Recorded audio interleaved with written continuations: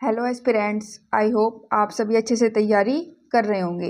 आपका मेरे YouTube channel maths with concept में हार्दिक स्वागत है। गाइस, जैसे कि आपको पता है कि हम DSSB का TGT का 60 डेज बैच कर रहे हैं, जो कि हमारा टोटली न्यू सिलेबस के अकॉर्डिंग है, जिसमें हमने अपनी 3 यूनिट कंप्लीट कवर कर ली है, जो कि है theory of real function, differential equation and partial differential equation. अब जो हम यूनिट कर रही हैं वो है हमारी अलजेब्रा, और आज अलजेब्रा का जो टॉपिक है नंबर थ्योरी, आज हम उस पर लेक्चर करेंगे। नंबर थ्योरी में फर्स्ट जो हमारी टर्म आती है वो है डिविजिबिलिटी। क्या होता है डिविजिबिलिटी?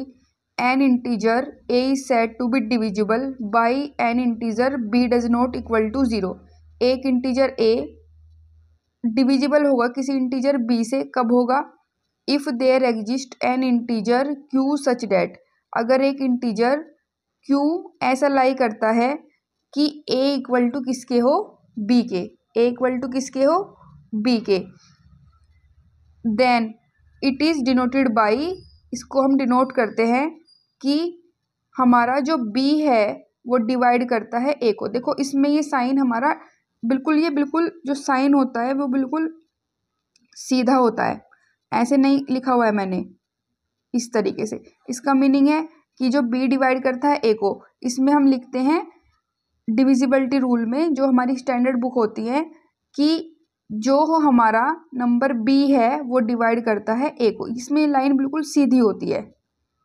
अदरवाइज जब हम पहले पढ़ते थे तो लिखते थे कि a को क्या करता है? b डिवाइड करता है। यहाँ पर b बाद में लिखा जाता है अगर हम ये ओब्लिक का साइन लगाते हैं, ठीक है ना। तो आपको ये ध्यान रखना है। जैसे मैं 39 को 13 से डिवाइड करती हूँ तो देखो कैसे लिखेंगे, 13 3 जा 39, तो इसको लिखेंगे हम 13 एंड 39। इसका मीनिंग हुआ कि जो 13 है वो 39 को डिवाइड करता है। और आप वैसे क्या लिखते कि 39 इज डिविजिबल बाई 13, तो ये नहीं लिखना है। इस वाली जो हमारी बुक है, ग्रेजुएशन की बुक है जो नंबर थ्योरी की, उसमें इसी तरीके से लिखा जाता है, तो आपको ध्यान रखना है, ठीक है। अब हमारी इसके ऊपर कुछ इंपॉर्टेंट पॉइंट्स हैं। इंपॉर्टेंट पॉइंट क्या है कि अगर a डिवाइड करता है 0 को, a किसको डिवाइड करता है? 0 को, है ना। 1 b डिवाइड करता है a को, है ना, और a भी डिवाइड करता है a को, तो सही बात है। 2 से आप डिवाइड कर लीजिए 0 को, तो 2 से 0 बार 0 ही आ जाएगा। आप 1 से a को डिवाइड कर लीजिए तो 1 की मल्टीप्लाई a टाइम्स होगी, तो a ही आ जाएगा। आप a से a को डिवाइड कर लीजिए तो पूरा क्या है? डिविजिबल है।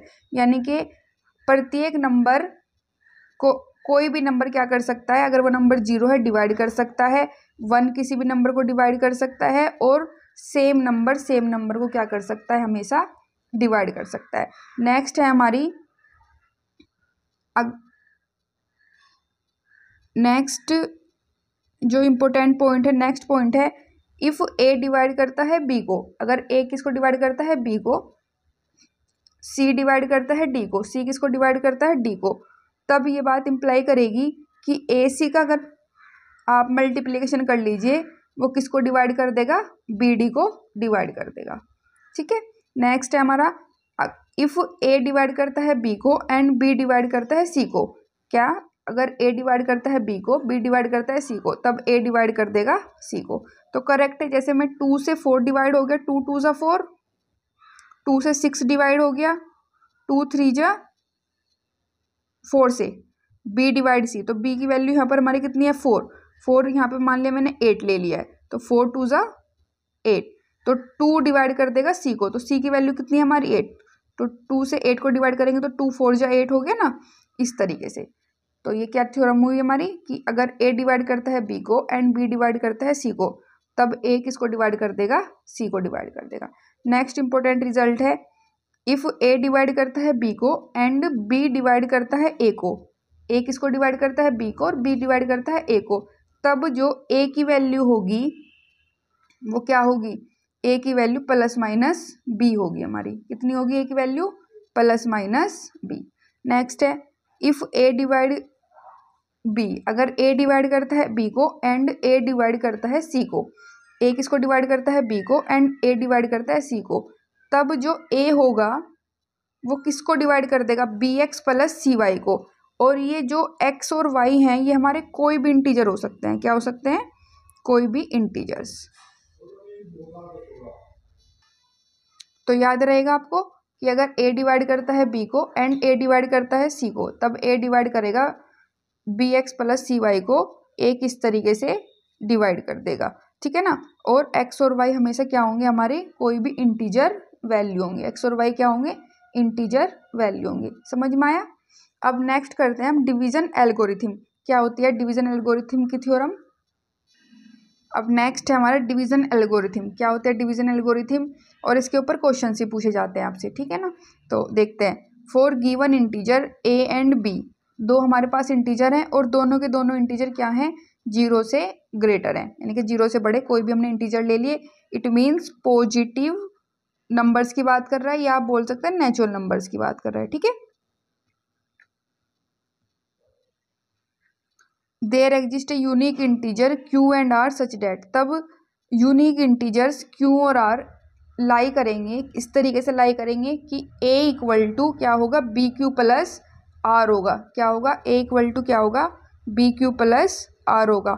और जो आर की वैल्यू होगी, देखिए यहाँ से पूछता है, जो आर की वैल्यू होगी वो किस किस के बीच में लाई करेगी, 0 से और बी के बीच में लाई करेगी, इस वाले बी के बीच में। और ध्यान रखना है आपको कि वैल्यू यहाँ पर 0 भी हो सकती है या 0 से बड़ी हो सकती है, लेकिन यहाँ पर वैल्यू बी के इक्वल नहीं होती। अगर वैल्यू बी के इक्वल हो जाएगी तो फिर रिमाइंडर ही नहीं बचेगा, ठीक है ना। अभी बताती हूँ मैं कैसे करना है। और जो ये इंटीजर्स हैं क्यू, क्यू को बोलते हैं हम कोसेंट, क्या बोलते हैं क्यू को, quotient, and r, r called the remainder. Q क्या है हमारा, कोसेंट, एंड आर क्या है हमारा, रिमाइंडर, ठीक है। अब देखो कैसे करना है, जैसे एक नंबर है मेरे पास, 2 से डिवाइड करना है मुझे 5 को, तो 2 2 ज़ा 4, जैसे 2 से डिवाइड करती हूँ मैं 5 को, ठीक है। इसको डिवीजन एल्गोरिथम में बनाएंगे तो 2 2 ज़ा 4, तो 1 रिमाइंडर बचा हमारा। अब क्या करते हैं, इसको a equal to b q plus r की फॉर्म में लिखते हैं। तो a क्या होता है हमारा, जिस नंबर को हम डिवाइड करते हैं, तो a की वैल्यू हो गई हमारी 5। b और q जिस नंबर से डिवाइड करते हैं और जो हमारा कोसेंट आता है, तो 2 × 2 प्लस r की वैल्यू 1। अब हमारी जो कंडीशन होती है, कंडीशन क्या होती है, 0 less than equal to r less than b। अब देखेंगे यहाँ पर सारी वैल्यू रखेंगे और देखते हैं क्या ये कंडीशन हमारी सेटिस्फाई होती है। 0 less than equal to r less than equal to b, तो 0 less than equal to r की वैल्यू कितनी है डिवाइड करके 1, और b की वैल्यू क्या आई हमारी 2। अब देखो ये वाली कंडीशन बिल्कुल करेक्टली यहाँ पर क्या हो रही है, सेटिस्फाई हो रही है, ठीक है। और एक बात और समझो, मान लो मैंने आपको बोला था कि यहाँ पर कभी भी इक्वल का साइन नहीं आता। मान लो यहाँ पर ये वैल्यू इक्वल का साइन आने के लिए क्या होना चाहिए था, कि जो रिमाइंडर है वो 2 आना चाहिए था। तो अगर ये रिमाइंडर मान लो 1 की जगह 2 आ जाता, तो 2 1 × 2 तो ये पूरा डिवाइड हो जाता, और जो कि गलत होता है क्योंकि हम ऐसे करते हैं हम फिर 2 से, जैसे कि हम डिवाइड कर रहे हैं 6 को, तो 2 3 × 6, तो उस केस में क्या होता है, हमारा रिमाइंडर नहीं बचता। जब रिमाइंडर हमारे b के इक्वल हो जाता है, और जब रिमाइंडर b के इक्वल हो जाता है तो इसका मतलब ये है ना कि ये नंबर डिवाइड कर देगा, जो हमारा b है वो तो फिर रिमाइंडर को डिवाइड ही कर देगा। रिमाइंडर बचता क्यों है, क्योंकि जो b है वो जो वैल्यू यहाँ पर आती है हमारी रिमाइंडर की फॉर्म में, उसको पूरी तरह से डिवाइड नहीं कर पाता। क्यों नहीं डिवाइड कर पाता, क्योंकि वो वैल्यू उससे क्या होती है, छोटी होती है। तो ये ध्यान रखना है आपको डिवीजन एल्गोरिथम में, 0 less than equal to r less than b। और ये जो हमारा फॉर्मूला है a equal to b q plus r, ये हमारा जो हम 3rd 4th 5 में पढ़ा है वही फॉर्मूला है। क्या फॉर्मूला है, कि जो डिविडेंड होता है वो किसके इक्वल होता है हमारा, डिवाइजर मल्टीप्लाई कोसेंट प्लस में रिमाइंडर के, ठीक है ना। ये वही तो फॉर्मूला है हमारा, कि जो डिविडेंड है वो किसके इक्वल होता है, डिवाइजर के, और डिवाइजर के मल्टीप्लाई किस में करेंगे, कोसेंट में प्लस रिमाइंडर के। तो यहाँ पर डिविडेंड को तो a से डिनोट किया गया है, डिवाइजर को b से, कोसेंट को q से, और रिमाइंडर को r से, ठीक है ना। तो जो हमने पढ़ा हुआ है बस उसकी हम क्या है एक एडवांस फॉर्म पढ़ते हैं नंबर थ्योरी में, जो हमारे ग्रेजुएशन में होती है। ठीक है, अब हमारा जो है नेक्स्ट थ्योरम है जो डिवीजन एल्गोरिथम की क्या है एक एक्सटेंशन है। क्या होती है थ्योरम कि for any two integers a and b, हमारे पास दो इंटीजर्स हैं ए एंड बी,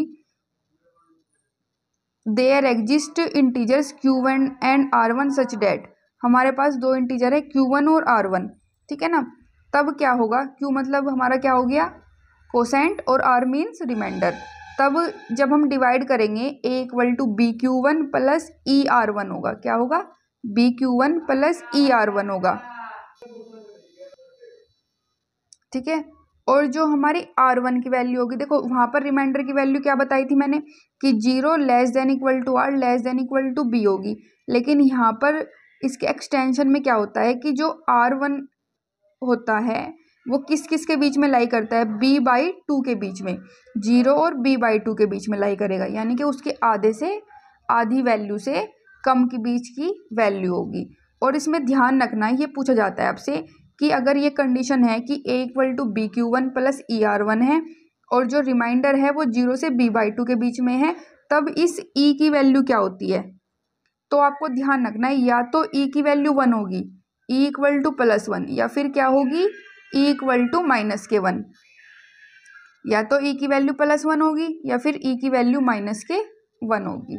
ठीक है ना, दोनों नहीं होगी, या तो 1 ही होगी, मैंने और लिखा है देखो बीच में एंड नहीं लिखा है, तो कितनी होगी, या तो वैल्यू +1 ही होगी या फिर वैल्यू -1 होगी। ठीक है, अब कुछ इंटीजर्स की फॉर्म होती है, मैं आपको बता देती हूँ। अब कुछ थ्योरम्स है, ठीक है ना, और ये पूछी जाती है कि हमारे जो इंटीजर होते हैं किस फॉर्म में होते हैं, ऑड इंटीजर किस फॉर्म में होता है, इवन इंटीजर किस फॉर्म में होते हैं। तो हमें ये सोल्व नहीं करने एग्जाम में, हम नंबर रख रख के चेक कर लेंगे।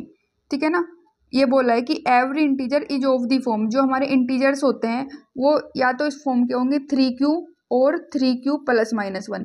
जैसे मैं यहाँ पर Q की प्लेस पर 0 पुट करती हूँ तो 3 × 0 0 एंड 3 × 0 0 + -1, तो +-1 आ गया है। यहाँ पे आप 2 रखिए तो 3 1 रखिए तो 3 1 × 3 और 3 × 1 1 +1 कितना हो गया 4, और जब 1 माइनस करेंगे तो कितना आ जाएगा 2 आ जाएगा। तो इस तरीके से आप नंबर रख रख के चेक कर लेंगे एग्जाम में कि हम जो भी इंटीजर रखना चाहते हैं क्या सारे इंटीजर बन जाएंगे। अगर सारे इंटीजर बनते हैं तो वही ऑप्शन है, और जिसमें 1 2 3 ऑप्शन ऐसे होंगे जिसमें सारे इंटीजर्स नहीं बनेंगे आपके। ठीक है, या फिर जो हमारे इंटीजर्स है इस फॉर्म के होते हैं 4Q + -1 और 4Q + -2 की फॉर्म के। थर्ड होते हैं जो हमारे 5Q + -1 और 5Q + -2 की फॉर्म के होते हैं।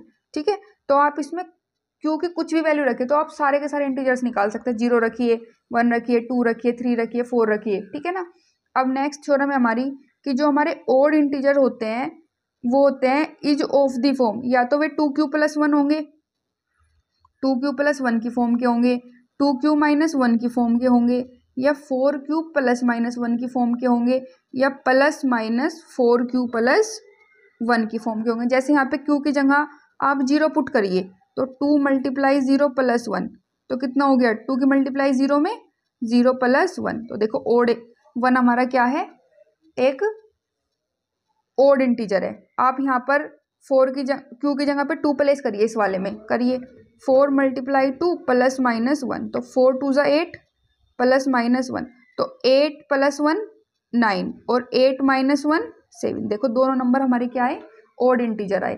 तो इस तरीके से जब आप एग्जाम में क्वेश्चन आएगा तो जैसे यहाँ पर ये ओड बन गया, यहाँ पे ओड बन गया, वहाँ पर क्या होगा कि कुछ नंबर में ओड नहीं बनेगा, कुछ में इवन बन जाएगा, आपका इवन नंबर बन जाएगा। तो आपको नंबर रख के चेक कर लेना है, नंबर छोटे रखना है, सब में Q = 0 रखेंगे आप सब क्वेश्चंस में। ठीक है, और उसी से ही आपको जो 3 ऑप्शन होंगे बाकी के उसमें इवन इंटीजर बन जाएगा, तो वे कट कर देना, और जो हमारा सही करेक्ट होगा जो आपको सिर्फ ओड इंटीजर देगा वही हमारा क्या हो जाएगा आंसर हो जाएगा। ठीक है, नेक्स्ट थ्योरम है हमारी every square of an odd integer, जितने भी हमारे ओड इंटीजर है अगर आप उनका स्क्वायर लेंगे तो वो हमेशा 8Q + 1 की फॉर्म का होगा। कौन सी फॉर्म का होगा 8Q + 1 की फॉर्म का ही होगा। अगर आप स्क्वायर करते हैं किसी ओड इंटीजर का तो वो हमेशा किसकी फॉर्म का होगा, 8q+1 का। चलो इसको चेक कर लेते हैं। एक ओड इंटीजर ले लेते हैं। ओड इंटीजर 3 ले लिया मैंने। क्या ले लिया, मान लो एक ओड इंटीजर मैंने कितना ले लिया, 3 ले लिया। तो 3 का स्क्वायर करेंगे 9। अब ये देखते हैं क्या ये 8q+1 की फॉर्म का है, तो लिखते हैं 8:2। q की वैल्यू हमने 1 ले लिया प्लस के, ठीक है, q की वैल्यू यहाँ पे 1 ले ली, तो 8:1 प्लस के 1, ये 8 × q+1 की फॉर्म का हो गया ना। आप इसी तरह सारे के सारे जो भी हमारे ओड इंटीजर होंगे अगर आप उनका स्क्वायर करेंगे तो हमेशा 8q+1 की फॉर्म का ही होगा। इसको लर्न करना है आपको। नेक्स्ट देखो theorem, 1 of every 3 conjugative integer. आपने 3 कंजुगेटिव इंटीजर्स ले लिए। कंजुगेटिव का मतलब एक साथ के, जैसे 1 2 3, 1 के बाद 2, 2 के बाद 3, तो ये क्या हो गए, एक साथ हो गए। जैसे 3 4 5 जो एक साथ नंबर होते हैं, आप कोई से भी 3 नंबर जो एक साथ आते हैं उनको ले लीजिए। इज डिविजिबल बाई 3, वो हमेशा क्या होंगे, उनमें से एक नंबर हमेशा 3 से डिविजिबल होगा। जैसे मैंने नंबर ले लिया, मान लो 17 18 19 ले लिया है नंबर, 17 18 19, कोई भी ले लीजिए आप, जो भी आपको अच्छा लगे। तो 3 से डिवाइड, देखो ये 3 से डिवाइड नहीं होगा, ये 3 6 18 हो गया ना, कंप्लीट डिविजिबल। तो इनमें से जब भी हम 3 कंजुगेटिव इंटीजर्स लेंगे उनमें से एक हमेशा किससे डिविजिबल होगा, 3 से डिविजिबल होगा ही होगा। नेक्स्ट है हमारा the product of any 3 conjugative. अगर आप 3 कंजुगेटिव नंबर्स लेते हैं उनकी क्या करते हैं, प्रोडक्ट, यानी कि उनका करते हैं multiplication, is divisible by factorial 3, तो हमेशा किससे डिविजिबल होगा, फैक्टोरियल 3 से डिविजिबल होगा। 3 नंबर ले लीजिए अपने मन में जो आपको अच्छे लगे। जैसे मैंने 3 कंजुगेटिव नंबर लिया, 3 4 और 5। अब क्या करना है, इनकी मल्टीप्लीकेशन करनी है, करिए। 3 × 4 × 5, तो कितना मल्टीप्लीकेशन करके आया, 3 4 जा 12 और 12 5 जा 60। और फैक्टोरियल 3 की वैल्यू कितनी होती है, 3 × 2 × 1 ही तो होता है हमारा फैक्टोरियल 3, तो 3 2 जा 6। अब 6 से 60 को डिवाइड करिए, तो 6 10 जा 60, तो पूरा पूरा डिविजिबल हो गया। तो यहाँ पर एग्जाम में दे देगा फैक्टोरियल 3 दे देगा, और ये वाला ये दोनों थ्योरम तो सबसे ज़्यादा पूछी जाती है थ्योरम उसमें एग्जाम में, कि जो ओड इंटीजर का स्क्वायर होता है वो किस फॉर्म का होता है, तो याद रखना 8q+1 की फॉर्म का होता है। और अगर आप 3 कंजुगेटिव नंबर की मल्टीप्लिकेशन करते हैं तो हमेशा क्या होती है हमारी, फैक्टोरियल 3 होती है। कर सकते हैं, या कोई डाउट है, कोई डाउट होगा तो कमेंट सेक्शन में पूछ लेना। अब नेक्स्ट थ्योरम है हमारी कि एवरी स्क्वायर इंटीजर, जितने भी हमारे स्क्वायर नंबर्स होंगे, every square number is of the form, वो इस फॉर्म के होंगे, या तो 9k होंगे या फिर 3k+1 की फॉर्म के होंगे। और जहाँ पे k क्या है, हमारा कोई भी इंटीजर है, तो जितने भी हमारे स्क्वायर नंबर्स होंगे वो सब किसकी फॉर्म के होंगे, 9k और 3k+1 की फॉर्म के होंगे। ठीक है, जैसे स्क्वायर नंबर हमारे कौन कौन से हैं, 1 का स्क्वायर है, 4 2 का, 9 16 25, ठीक है ना। जैसे 1 हो गया, 4 हो गया, 9 हो गया, 16 25, ये सब हमारे क्या है, स्क्वायर नंबर। तो उनको एक बार चेक करते हैं। 1 को क्या लिख सकते हैं, 3 × 0, क्योंकि वैल्यू 0 कंसिडर कर ली, +1, 3 × 0 0 +1, कितना आ गया, 1। अब इसको चेक करते हैं, तो 3 × क्यू की वैल्यू 1 +1, तो कितना हो गया, 3 + 1, तो 4 आ गया। तो ये भी 3q+1 की फॉर्म होगी। अब इसे देखो 9 का मल्टीपल है, तो 9k वाला ले लेते हैं, 9:k की वैल्यू 1, तो 9:9, ठीक है। जैसे 16 के लिए है, तो 3 5 जा 15 +1, तो 3 5 जा 15 +1, कितना हो गया, 16।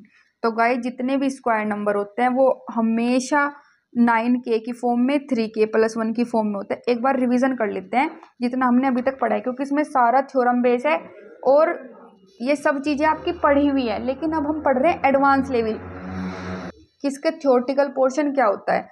सबको लगता है कि नंबर थ्योरी बहुत ईजी है, लेकिन नंबर थ्योरी के क्वेश्चन ईजी हैं, लेकिन जब आप इसके थ्योरम्स पढ़ते हैं ना तो वो क्या कर देते हैं, थोड़ी सी टिपिकल हो जाती है, और हमारे माइंड को थोड़ा सा कंफ्यूज कर देती है, तो इसलिए अच्छे से पढ़ना है। तो हमने जो पहली थ्योरम पढ़ी है वो पढ़ी थी a equal to b q plus r, और जो r की वैल्यू है वो 0 से b के बीच में लाई करेगी। ठीक है, नेक्स्ट है हमारी यहाँ पर थ्योरम कि a equal to b q plus 1 ई आर 1 है, जहाँ पे q1 और r1 हमारे क्या है, 2 इंटीजर्स है, और जो r1 की वैल्यू है वो 0 से b/2 के बीच में लाई करेगी, और e की वैल्यू या तो +1 होगी या -1 होगी। जितने भी हमारे इंटीजर्स है वो किसकी फॉर्म में होंगे, 3q की फॉर्म में, 3q + -1 की फॉर्म में, 4q + -1 की फॉर्म में, या 4q + -2 की फॉर्म में, 5q + -1 की फॉर्म में, और 5q + -2 की फॉर्म के होंगे। जितने भी हमारे ओड इंटीजर होंगे वो या तो 2q + 1 की फॉर्म के होंगे, 2q - 1 की फॉर्म के होंगे, 4q + -1 की फॉर्म के होंगे, या +-4q + 1 की फॉर्म के होंगे। नेक्स्ट थ्योरम है every square of an odd integer. जब भी आप किसी ओड इंटीजर का स्क्वायर करेंगे तो वो हमेशा 8q + 1 होगा। क्या होगा, 8q + 1 होगा। नेक्स्ट है हमारा one of the 3 conjugative integer. अगर आप 3 कंजुगेटिव इंटीजर लेते हैं तो उनमें से एक इंटीजर जरूर 3 से क्या होगा, डिविजिबल होगा। किससे डिविजिबल होगा, 3 से डिविजिबल होगा। नेक्स्ट थ्योरम है हमारी the product of any 3 conjugative. अगर आप 3 कंजुगेटिव नंबर लेते हैं और उनके प्रोडक्ट करते हैं तो वो हमेशा हमारी किससे डिविजिबल होती है, फैक्टोरियल 3 से क्या होती है, डिविजिबल होती है। नेक्स्ट थ्योरम है हमारी, नेक्स्ट थ्योरम देखो क्या कहती है, एवरी स्क्वायर नंबर, जितने भी स्क्वायर नंबर हैं, इज ऑफ द फॉर्म, वो फॉर्म में होता है किसकी फॉर्म में, 9k की फॉर्म में होंगे या फिर 3k + 1 की फॉर्म में होंगे, जहाँ पे k हमारा क्या है, कोई भी इंटीजर है। इतना समझ में आया। अब आगे का करते हैं।